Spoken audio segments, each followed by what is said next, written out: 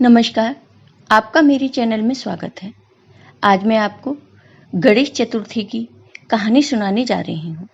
अगर आपको ये कहानी पसंद आए तो कमेंट बॉक्स में भगवान गणेश की जय अवश्य लिखना। साथ ही अगर आपने अभी तक मेरे चैनल को सब्सक्राइब नहीं किया तो सब्सक्राइब कर लीजिए और बेल आइकॉन पर क्लिक जरूर कीजिए, जिससे हमारे वीडियो के नोटिफिकेशन आपको मिलते रहें। गणेश चतुर्थी हिंदुओं का एक प्रमुख त्यौहार है। यह त्यौहार भारत के विभिन्न भागों में मनाया जाता है, किंतु महाराष्ट्र में बड़ी धूमधाम से मनाया जाता है। पुराणों के अनुसार इसी दिन भगवान गणेश का जन्म हुआ था। गणेश चतुर्थी पर भगवान गणेश जी की पूजा करते हैं। कई प्रमुख जगहों पर भगवान गणेश की बड़ी प्रतिमा स्थापित की जाती है। इस प्रतिमा का 9 दिनों तक पूजन किया जाता है। बड़ी संख्या में आसपास के लोग दर्शन करने पहुंचते हैं।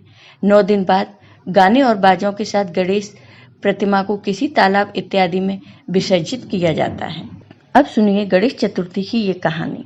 किसी गांव में एक किसान अपनी पत्नी तथा 2 बेटियों के साथ रहता था। किसान का नाम रामू तथा उसकी पत्नी का नाम सीमा था और उनकी बेटियों का नाम रीता और गीता था। रामू बहुत ही मेहनती था। वह धार्मिक प्रवृत्ति का था। वह भगवान गणेश का बहुत बड़ा भक्त था। वह रोज भगवान गणेश की पूजा किया करता था। उसके पास 2 एकड़ जमीन तथा 2 बैल थे। वो उन बैलों से अपनी खेती करता तथा अपने परिवार का पालन पोषण किया करता था। रामू को चाहे कितनी भी परेशानी क्यों न आए, लेकिन वह अपने खेतों पर काम करना और गणेश जी की पूजा करना नहीं छोड़ता था। सीमा भी घर के काम करने के साथ साथ अपने पति का खेती में भी हाथ बटाती थी। सीमा बहुत समझदार थी। उनकी जितनी कमाई होती वह उतने में ही अपना घर अच्छे से चलाती थी। कभी किसी को कोई परेशानी नहीं होती। एक साल रामू के गांव में बारिश नहीं हुई तो फसलों को पानी भी नहीं मिला। इसके कारण किसानों की फसल सूख गई। गांव के ज्यादातर किसान खेती छोड़कर दूसरे गांव में मजदूरी करने जाने लगे, लेकिन रामू ने खेती करना नहीं छोड़ा। वह अपने खेतों पर काम करता रहता। अब रामू के घर का खर्च बहुत मुश्किल से चल पा रहा था। यहाँ तक कि खाना भी नहीं बन पाता था। किसी किसी दिन तो रामू और सीमा अपनी बेटियों को खाना खिलाकर खुद भूखे सो जाते थे। रामू इस बात से बहुत दुखी था। वह मंदिर में जाकर भगवान गणेश जी की पूजा किया करता और यही सोचता कि मैं अब क्या करूं, अपने परिवार का पेट कैसे पालूं। रामू के खेतों के पास एक नहर थी। उसमें पास की नदी से पानी आ रहा था। तब रामू ने सोचा, क्यों न मैं इस नहर से पानी लेकर अपने खेतों को सींच दूं।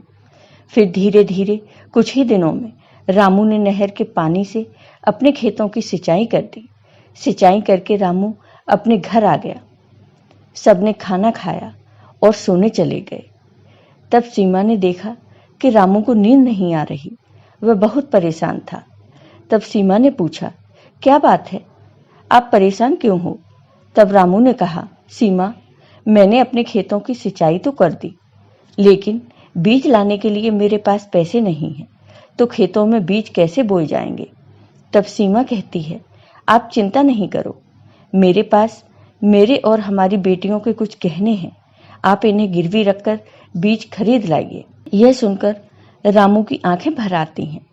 तो सीमा कहती है, दुखी क्यों होते हो? जब फसल अच्छी हो तो हमारे गहने वापस ले आना। तब रामू शांति से सो गया और सुबह गहने गिरवी रखकर बीज खरीद लाया। उसने खेतों में बीजों को बो दिया। कुछ दिनों बाद गणेश चतुर्थी का त्योहार आया। रामू के परिवार वाले तथा गांव वाले सभी गणेश चतुर्थी की तैयारी कर रहे थे। सब धूमधाम से गणेश चतुर्थी का त्योहार मना रहे थे, लेकिन रामू के पास बिल्कुल भी पैसे नहीं थे जिससे वह भी गणेश चतुर्थी का त्योहार मना सके। लेकिन रामू की बेटियां सबको त्योहार मनाते देख रही थीं।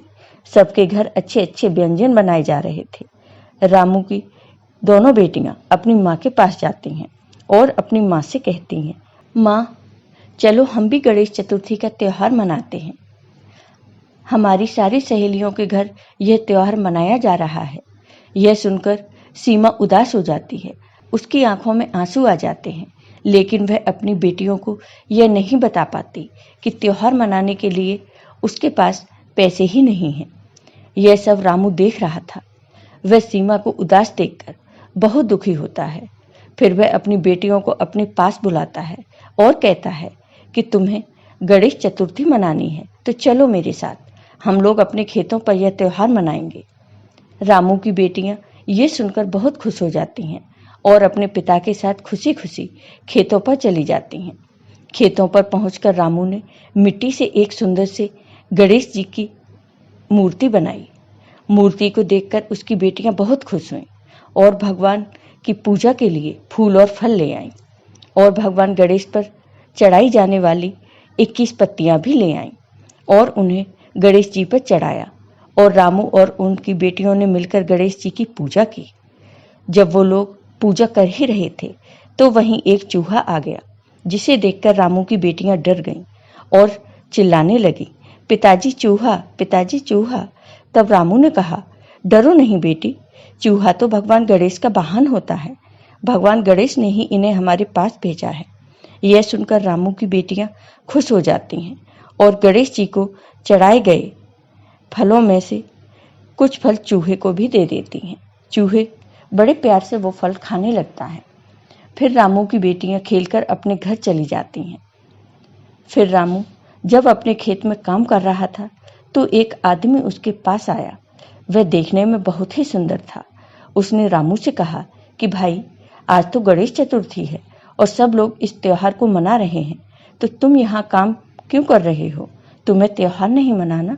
तब रामू हंसते हुए कहता है, भाई, किसान के लिए क्या त्योहार? उसके लिए तो त्योहार का दिन वही होता है जिस दिन उसकी फसल बिकती है। तब वह आदमी मुस्कुराकर बोला, अच्छा ये बताओ कि अगर भगवान तुम्हारे पास आकर तुमसे वर मांगने को कहें तो तुम क्या मांगोगे? तब रामू कहता है कि अगर ऐसा हुआ तो मैं कहूँगा कि हर किसान की फसल अच्छी हो और उसे उसकी अच्छी कीमत मिले, जिससे किसान भी खुशहाल जिंदगी जी सके। रामू के विचार सुनकर वह आदमी बहुत खुश हुआ और रामू के सामने अपने असली रूप में प्रकट हुआ। वह आदमी और कोई नहीं, स्वयं भगवान गणेश थे। गणेश भगवान ने कहा, रामू, मैं तुम्हारी भक्ति और तुम्हारे विचार से बहुत प्रसन्न हूँ। मैं तुम्हें वरदान देता हूँ कि आज से हर किसान की फसल की उपज अच्छी होगी। तुम्हारी इच्छा जरूर पूरी होगी। यह कहकर गणेश भगवान अंतर्ध्यान हो जाते हैं।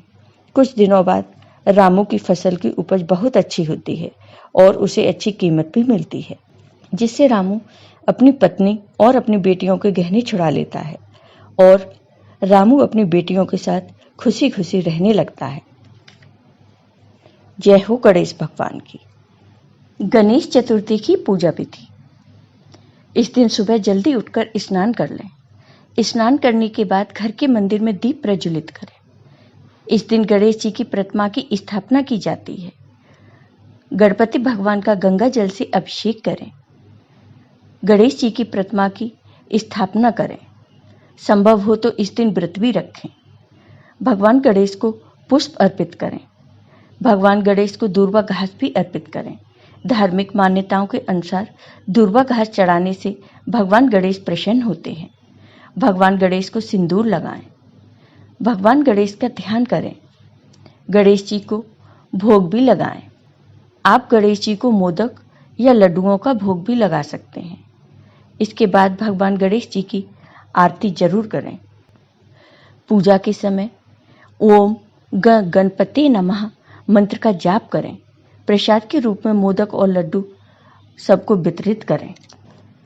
गणेश चतुर्थी का महत्व।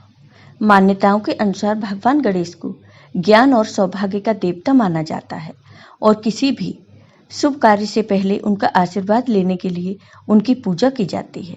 भगवान गणेश का आशीर्वाद पाने के लिए ये अनुशंसा की जाती है कि उनके भक्तों को गणपति बप्पा मोरिया का जाप करना चाहिए।